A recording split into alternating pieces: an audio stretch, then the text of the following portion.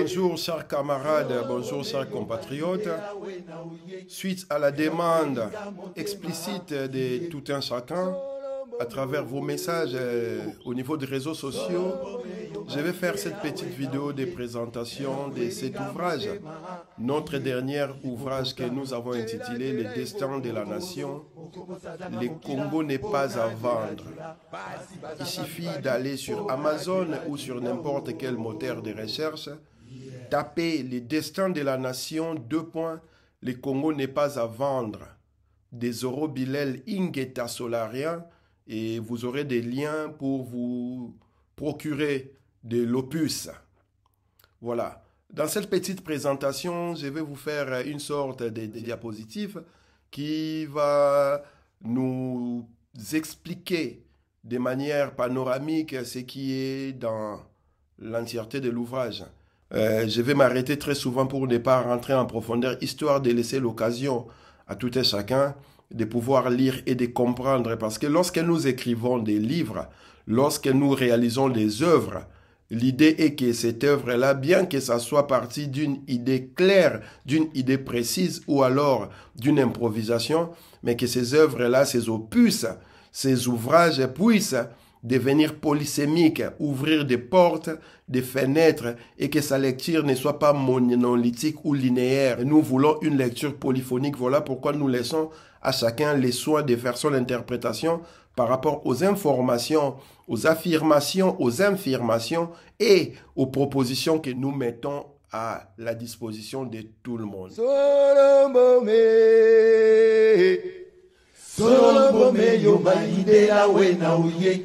Elokwelinga motema iye Solombome yo maide awe na uye Elokwelinga motema iye Hipopotamo jela engo mokombosa zanga mokila pona jela basi bazanga mibali pona jela oh yeah Hoka.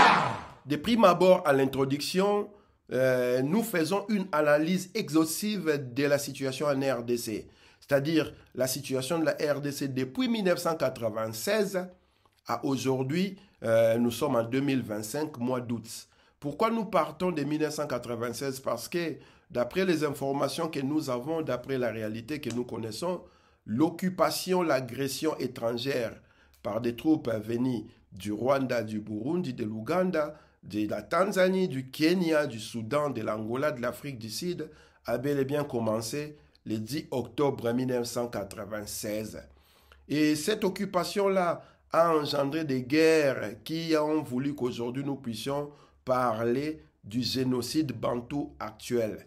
Un génocide qui a déjà totalisé plus de 15 millions de morts congolais, des morts directes ou indirectes. Un génocide qui veut que la communauté internationale de l'Occident se taise et ne veut en aucun cas en parler pour la simple raison que des intérêts exogènes liés aux multinationales qui soutiennent les économies de la communauté internationale de l'Occident sont derrière. Voilà pourquoi le peuple congolais est sacrifié. Et ces sacrifices-là, aujourd'hui, depuis le mois d'octobre 1996 à aujourd'hui, nous avons déjà comptabilisé plus de 15 millions des morts. Et dans cette introduction, notre œuvre est une démarche critique des paradigmes conventionnels tels que les élections, les négociations, les accords, les conciliabules et les résolutions qui, au bout de 30 ans, se sont avérés être impuissants, se sont avérés être non seulement des instruments pour apporter la justice, la paix et réparer les dégâts orchestrés depuis tout ce temps-là, mais se sont avérés être des instruments que les agresseurs, les belligérants, la communauté internationale utilisent pour continuer de soumettre les Congos, de faire que les Congolais puissent ramper à plat ventre et surtout d'assujettir indéfiniment cette population-là qui aujourd'hui ne sait plus à quel sens se vouer. Nous sommes en train de déconstruire les récits dominants pour révéler les mécanismes de l'instabilité. Les récits dominants qui veulent que certains belligérants puissent prétendre venir au Congo parce que des troupes étrangères sont en train de déstabiliser leur territoire. Venir au Congo parce que des populations, entre guillemets, rwandophones sont persécutées ou massacrées. Ou alors venir au Congo simplement parce qu'il y a une forme de rébellion et ils soutiennent ces rébellions. Ce sont ces récits dominants que nous sommes en train de déconstruire. Ce sont ces récits qui veulent que lorsque des rapports internationaux, des rapports qui sont publiés par des organismes de la communauté internationale de l'Occident sont publiés à l'instar du Mapping Report ou les rapports de l'International Rescue, les secours internationaux, où on parlait déjà en 2006 de plus de 6 millions de morts du génocide bantou actuel. Et en 2010, avec le Mapping Report, on vient nous révéler qu'il s'agit bien des génocides au Congo. Et la série sur les gâteaux, on cite organismes et organisations, voire individus et personnalités connus dans le monde, dont certains, lorsqu'ils arrivent dans des pays occidentaux, se voient dérouler les tapis rouges. Nous sommes dans une perspective orientée vers la souveraineté populaire. Voilà pourquoi cette perspective-là veut que nous puissions faire le travail pas sur l'ordre établi, mais sur la population elle-même qui est victime de ces atrocités, pour la simple raison que le peuple est souverain. Et c'est cette souveraineté-là qui voudrait que le peuple, une fois il se prend en charge, il agit conséquemment par obligation patriotique et surtout par obligation en ordre de l'humanité. Une seule personne, un seul individu ne peut pas venir mater la nation entière pour des intérêts que personne ne peut expliquer. Nous allons continuer par faire la critique des voies institutionnelles, c'est-à-dire l'échec des institutions. Nous aurons remarqué que les élections et négociations traditionnelles sont inefficaces face aux régimes prédateurs. Les régimes prédateurs, il s'agit des régimes qui ont pris le pouvoir depuis le 17 mai 1997 au Congo jusqu'à aujourd'hui. En ordre de cette prédation-là, ils ont voulu se légitimer et pour se légitimer, ils sont allés faire des accords, ils sont allés faire des résolutions, ils sont allés signer des pactes, ils sont allés chercher dans des conciliabules pour créer un système, une forme d'oligarchie qui voudrait que ceux qui sont au pouvoir puissent se partager indéfiniment, sans pour autant avoir l'assentiment populaire. La population ne se reconnaît pas dans tous les pouvoirs qui se retrouvent depuis le 17 mai 1997 à la direction du Congo à aujourd'hui où je suis en train de vous parler en 2025. Et ce sont ces institutions-là qui sont aussi à l'origine de la déstabilisation pour la simple raison que ce sont des institutions qui ont été créées avec une forme de mollesse qui permettent à ce que les intérêts exogènes, les agresseurs, les oppresseurs et la communauté internationale de l'Occident puissent décider sur l'avenir de la population congolaise et de ses richesses telluriennes qu'aujourd'hui les États-Unis ont des vues par rapport à cela. Ces institutions qui ont été en exercice sur ces territoires-là depuis le 17 mai 1997 à aujourd'hui, ont servi pour la légitimation de l'oppression plutôt que la combattre.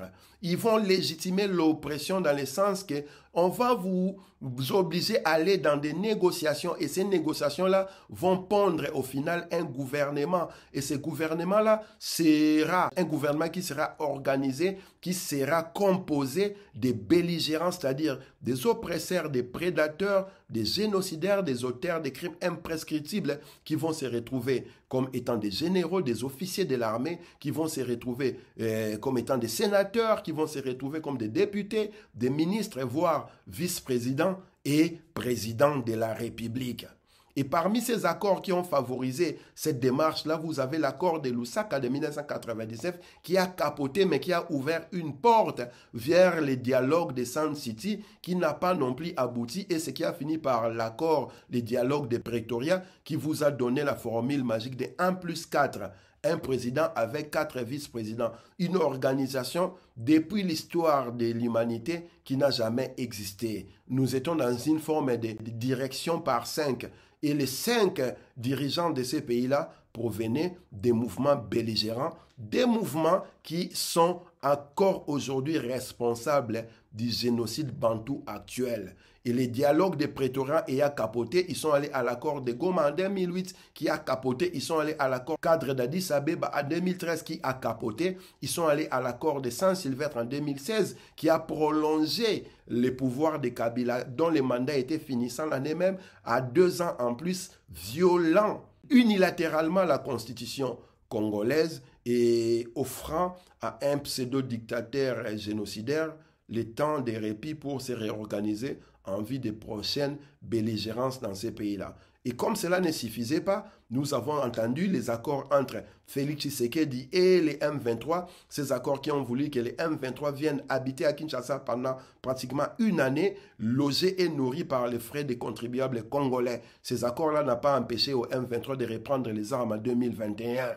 Et aujourd'hui, on nous parle des accords, disons, les négociations de Nairobi, les négociations de Rwanda. On nous parle de l'accord de paix de Washington qui va faire assez que les États-Unis puissent devenir garants de la situation qu'eux-mêmes sont responsables parce que la déstabilisation du bassin du Congo a été décidée par l'administration américaine vers les années 90 en faisant partir Mobutu pour installer des régimes à la solde de l'impérialisme pouvant leur faciliter l'obtention sans remue-ménage des minéraux critiques stratégiques et rares du Congo, des terres arables du Congo. Aujourd'hui, celui qui était censé être celui qui va protéger la souveraineté du peuple congolais, c'est-à-dire Félix Tshisekedi, va signer un accord qui va donner officiellement aux responsables d'atrocités imprescriptibles et indicibles au Congo les contrôles des minéraux stratégiques et critiques. Tout cela en exploitant le Congo, en faisant les raffinages au Rwanda et surtout en les faisant vendre sous les sceaux des États-Unis d'Amérique. La justice dans tout cela, la question du génocide bantou actuel, la question de la réparation, la question de la réconciliation et de la dignité congolaise, ces questions-là ont été mises au calendrier grec. Ce qui veut dire que c'est les intérêts des puissants qui importent et la situation de la vie des Congolais, du passif, de l'actif et du futur des Congolais n'est pas résolue pour la simple raison que lorsque vous voulez chercher les responsables de ces crimes imprescriptibles, des responsables du génocide bantou actuel, vous serez obligé d'aller remuer les officines noires de l'Occident avec leurs proxys de la région et leurs avatars qui agissent dans nos pays, qui sont identifiés comme étant nos frères, comme étant nos sœurs, mais qui en réalité travaillent pour les intérêts des occupants. Solombo me yo maide la wena uye, elo kwelinga motema iye. Solombo me o. Solombo me yo maide la wena uye, elo kwelinga motema iye. Hippopotamio jela jela engo mokomboso mokombosa zanga mokila pona jela jela basi bazanga mibali pona jela jela oh yeah Hoka. Ensuite, dans cet ouvrage, chers camarades, nous parlons de la stratégie du Salami, donc l'érosion de la souveraineté. La stratégie du Salami est appliquée de la manière qui veut que chaque moment, chaque temps, il y a des petites guéguerres, des petites organisations qui sèment la terreur au Congo et qui, pendant cette terreur-là, gagnent des pans des territoires du Congo. Et petit à petit, ils avancent, c'est-à-dire ils grignotent morceau par morceau, sans pour autant se dire qu'ils vont manger grand. Mais lorsque vous vous rendez compte, au bout de quelques années, l'Est du Congo n'est plus contrôlé par le gouvernement central du Congo. Nous nous sommes rendus compte que l'Est du Congo est contrôlé par les Rwandais, par les Burundais, par les Ougandais, par les Kenyans, par les Tanzaniens, par, entre guillemets, AFC M23, un mouvement qui sert juste des têtes de gondole pour permettre à la machine systémique de l'occupation, de l'émiettement, de l'érosion de la souveraineté du Congo puisse agir. Et cette fragmentation progressive et délibérée du territoire congolais est orchestrée par les enfants du Congo, par les voisins du Congo et leurs parents de la communauté internationale de l'Occident, en l'occurrence ceux qui siègent au Conseil de sécurité des Nations Unies, ce qu'on appelle les membres permanents. Et ce processus-là est orchestré par des voisins que nous connaissons très bien. Nous citons Paul Kagame et Yoweri Museveni. Aujourd'hui, William Ruto qui est rentré dans la danse tous ces voisins-là ont participé et participent activement en utilisant les acteurs locaux pour faire les sales travail et aux intérêts qui ne sont nullement endogènes mais qui servent de situations où la prospérité d'ordre exogène au Congo. Et la conséquence de toutes ces actions-là, le pays est transformé en zone de non-droit. Le pillage systématique des ressources de la République démocratisée du Congo est devenu monnaie courante. Mais cela ne devrait pas nous étonner parce que ceux qui ont créé ces territoires-là, ces pays-là que vous appelez RDC, de son vrai nom, son nom de naissance étant indépendant du Congo, en 1885 à la conférence de Berlin, avait décidé, en décriant l'identité de la RDC, de l'État indépendant du Congo, comme étant une zone de libre-échange. C'est-à-dire une zone où tout le monde peut venir piocher, commercer, faire des business, faire ce qu'il veut, au moment où chacun reconnaît l'ordre établi. Et l'ordre établi en question est soutenu par l'impérialisme qui a été à la base même de la division des territoires africains en créant l'État indépendant du Congo. Et cet ordre établi aujourd'hui est protégé grâce à la MONUSCO qui est là pas pour ramener la paix au Congo, pas pour s'assurer que les belligérants n'utilisent pas les armes pour tuer, pas pour arrêter les génocides bantous actuels, pas pour arrêter les viols sur hommes, femmes, enfants, jeunes et vieux congolais, mais justement pour s'assurer que les intérêts de la communauté internationale de l'Occident, à l'occurrence les membres permanents du Conseil de sécurité des Nations Unies, sont couverts et protégés. Peu importe le nombre de morts, nous en sommes aujourd'hui à 15 millions et nous aurons remarqué tous ensemble que personne n'en parle, personne ne veut qu'on souligne cette problématique du génocide bantou actuel. Solombome yo maindela wena uye eloko elinga motema iye Solombome o Solombome yo maindela wena uye eloko elinga motema iye Hippopotamio jela jela engo mokomboso mokombosa zanga mokila pona jela jela basi bazanga mibali pona jela jela oh yeah. Et ce génocide bantou actuel est alimenté et là pour faire briller l'aliénation et l'impunité, c'est-à-dire la trahison des élites congolaises qui sont complices d'un système qui nie la dignité du peuple congolais. Des élites congolaises qui sont incapables de dire à haute voix qu'il y a un génocide au Congo, qui sont incapables de mettre les moyens pour que ce génocide-là soit reconnu et surtout mettre les moyens pour que tous les acteurs qui ont pris part à ce génocide-là, de près ou de loin, soient traduits à la justice, qui répondent de leurs actes.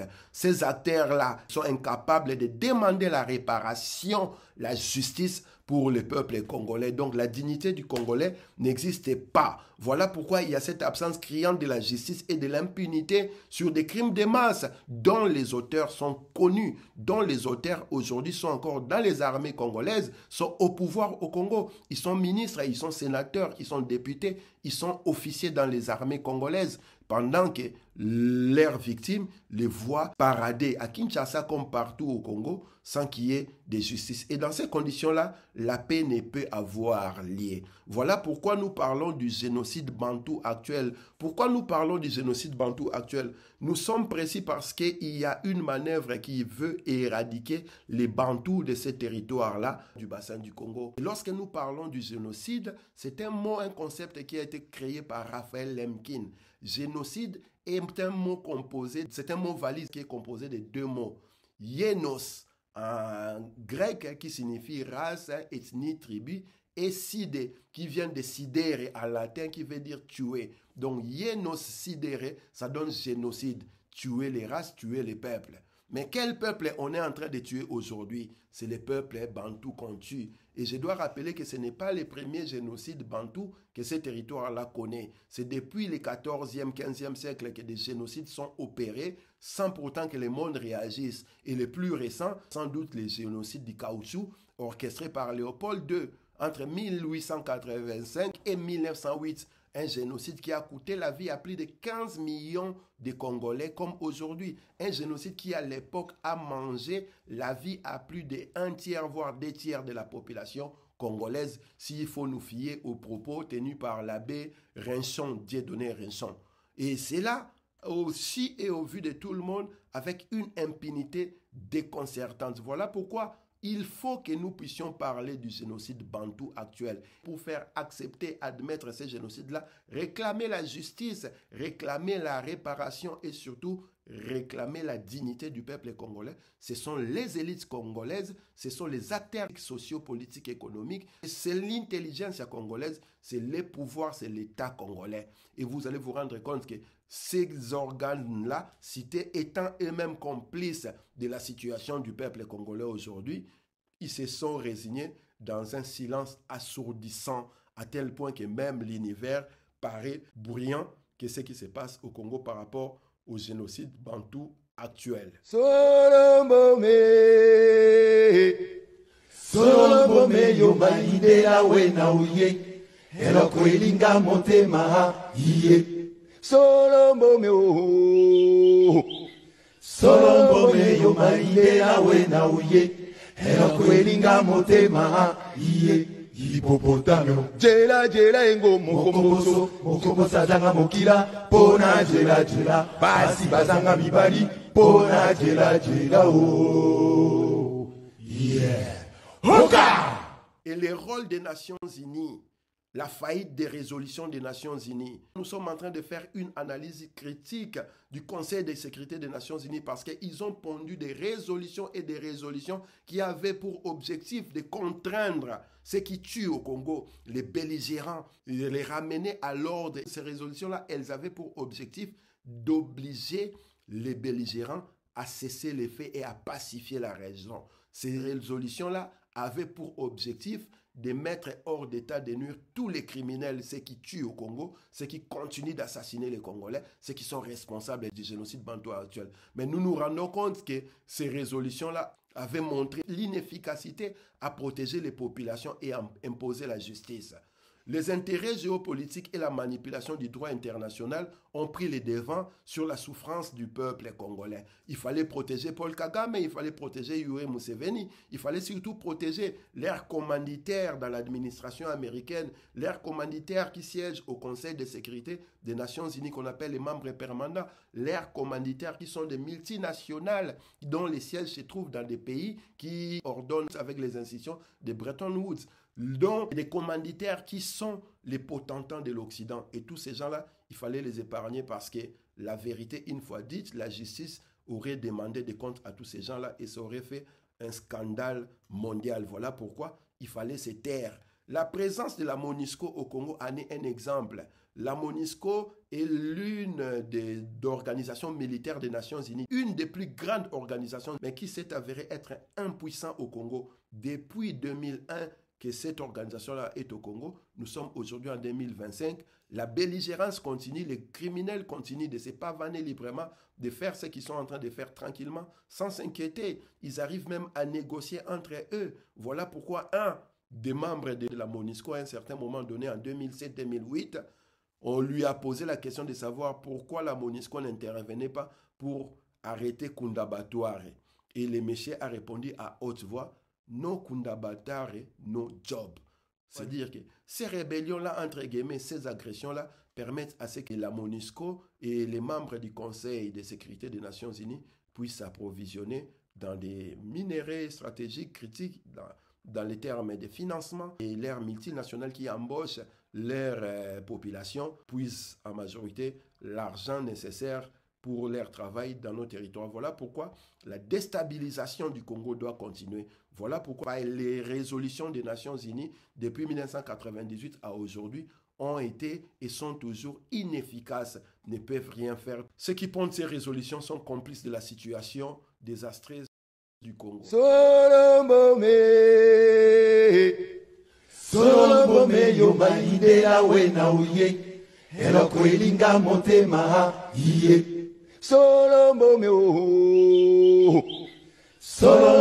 yo maide la wena uye eloko elinga motema iye Hippopotamio jela engo mokomboso zanga mokila pona jela basi bazanga mibali pona jela oh yeah Maintenant, nous ne pouvons pas être critiques du début à la fin si nous sommes incapables de proposer la solution. Voilà pourquoi notre solution se trouve dans l'appel à l'action. Nous avons pondu les mémorandums de la résistance qui permet à ce que les Congolais puissent prendre conscience et ceux qui sont acteurs dans la situation du Congo puissent comprendre que nous sommes dans la mobilisation tous azimuts et que nous sommes en train de rendre les peuples congolais responsables afin de passer à l'action directe et surtout à faire que ces droits soient respectés par des obligations constitutionnelles au nom de la souveraineté du peuple congolais.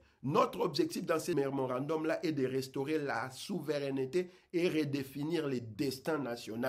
C'est-à-dire, nous devons nous mettre d'accord que tous ceux qui sont responsables des problèmes du Congo depuis le 17 octobre 1996 à aujourd'hui, qu'ils soient morts ou vivants, doivent passer par la justice. Et en passant par la justice, ils doivent payer s'ils sont reconnus coupables. Et en même temps, ils doivent avoir la réparation pour toutes les victimes d'où qu'elles soient par rapport aux atrocités commises pendant cette période-là en République démocratique du Congo. Nous allons demander à ce qu'il y ait une justice transitionnelle et des mesures contraignantes de telle manière que dans les futurs, ces actions-là ne puissent pas se répéter. Et pour y aboutir, nous ne pouvons le faire qu'en prenant les pouvoirs. Et pour prendre les pouvoirs, nous sommes mieux placés pour savoir que le plus grand forum législatif reste la rue. Et la rue est occupée par les peuples. Les plus grands parlements, les seuls endroits où le peuple parle à haute voix, c'est la rue. Voilà pourquoi nous appelons le peuple au soulèvement populaire.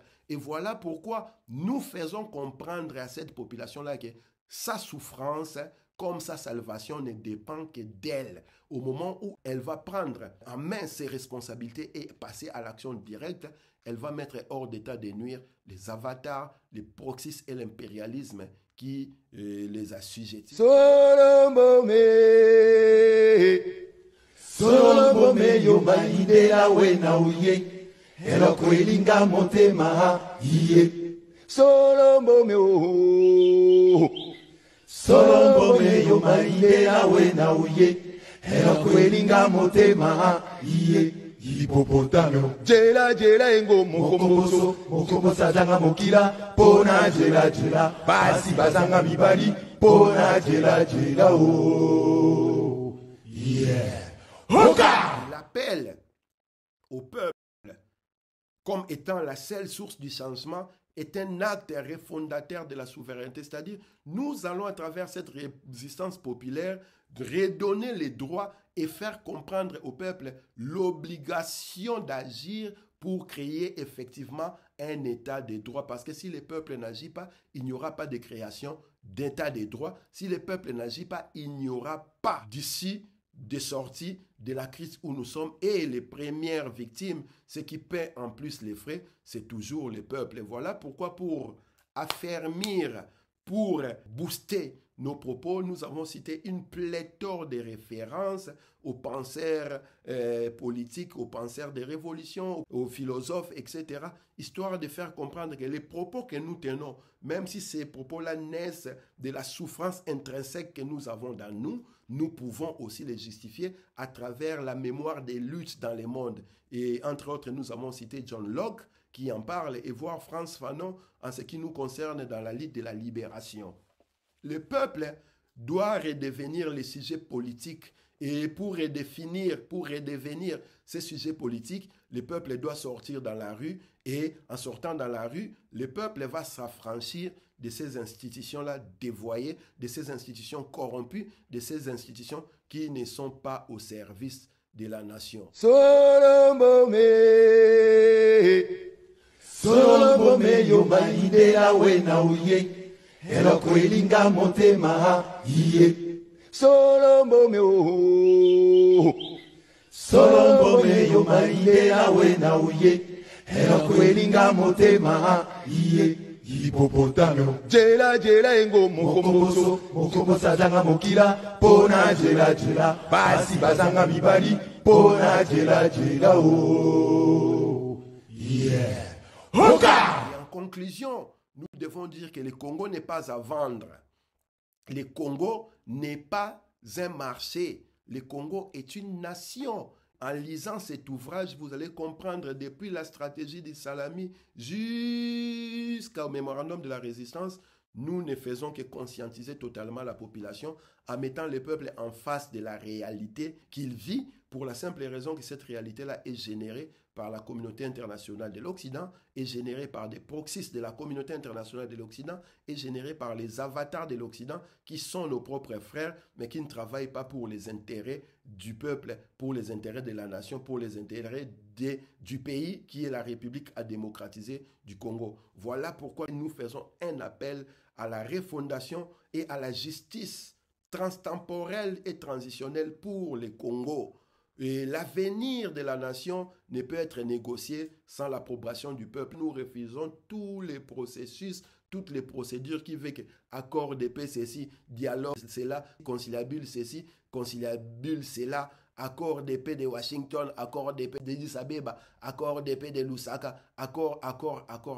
Depuis que vous signez ces accords-là, la réalité du Congolais a-t-elle changé ou elle est restée ce que le Congolais connaît depuis plus de 14 siècles, voire elle s'est empirée à tel point qu'au Congo aujourd'hui, la souffrance, la misère se lit dans les yeux des gens.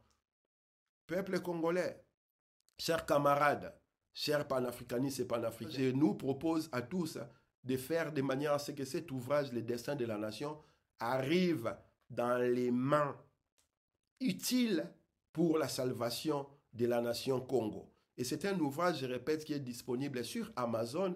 Vous commandez aujourd'hui, dans les 2-3 jours qui suivent, vous recevez chez vous. Et en achetant cet ouvrage, rappelez-vous que vous êtes en train d'apporter votre soutien à la résistance congolaise pour libérer l'Afrique entière. Parce que, comme vous pouvez le savoir, Frantz Fanon disait déjà à son époque que l'Afrique a la forme d'une arme dont la gâchette se trouve au Congo. Et le combat du Congo est un combat qui doit être total, qui doit concerner toute l'Afrique et tous ceux qui luttent pour la libération de l'humanité, qui luttent pour la libération de l'homme, qui luttent contre l'assujettissement, peu importe la couleur qu'ils prennent.